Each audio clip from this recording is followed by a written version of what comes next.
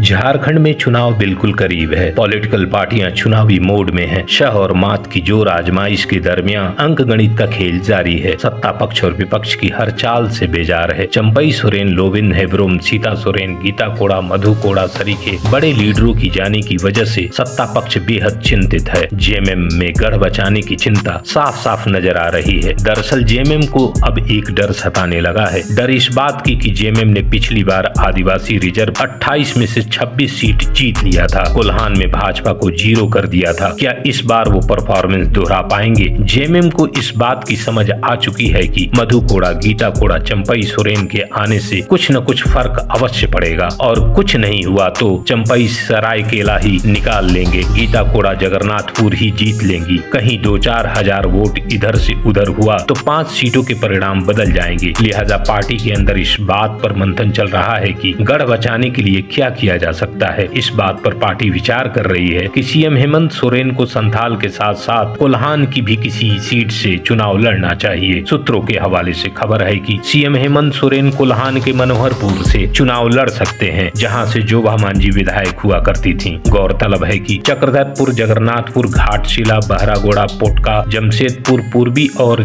पश्चिमी की survey report सरकार तक पहुंच गई है। अगर यहां 7 सीट माइनस हो गए तो प्लस कहां से होंगे? उधर संताल में भी क्लीन स्वीप के आसार नजर नहीं दिख रहे। दुमका, जामा, नाला, जरमुंडी पिछली बार जीते थे। इस बार ग्राउंड रिपोर्ट निगेटिव है। अगर भाजपा ने एकजुटता के साथ चुनाव में हाथ आजमाई तो पिछली बार मधुपुर की हार जीत में बदल सकती है। कहीं संथाल से भी पिछली बार के मुकाबले माइनस न हो जाए, इस बात की चिंता सत्ता पक्ष को अवश्य है। झारखंड की राजनीति को करीब से देखने वालों का कहना है कि 2019 में रघुबरदास के कारण भाजपा के पारंपरिक वोट का एक बड़ा हिस्सा कांग्रेस की ओर शिफ्ट हुआ था। इस बार बाहरी भगाओ, भोजपुरी, मगही, मैथिली भगाओ, घुसपैठिए बुलाओ, रांची, धनबाद, बोकारो, जमशेदपुर, हजारीबाग की डेमोग्राफी किसने बदली जैसी विकास योजनाओं के कारण ये तबका दोबारा कांग्रेस से बीजेपी की ओर घर वापसी किया है। इसका रंग इस बार की विधानसभा चुनाव में निश्चित रूप से दिखाई देगा। सत्ता पक्ष की चिंता, अपना पारंपरिक गढ़ खोने का डर, थोड़ा गुस्सा, थोड़ा फ्रस्ट्रेशन इस बात की तस्दीक करता है कि सत्ता पक्ष दबाव में है। अब यह देखने की बात होगी कि आसन्न विधानसभा चुनाव में झारखंड की राजनीति किस करवट बैठती है।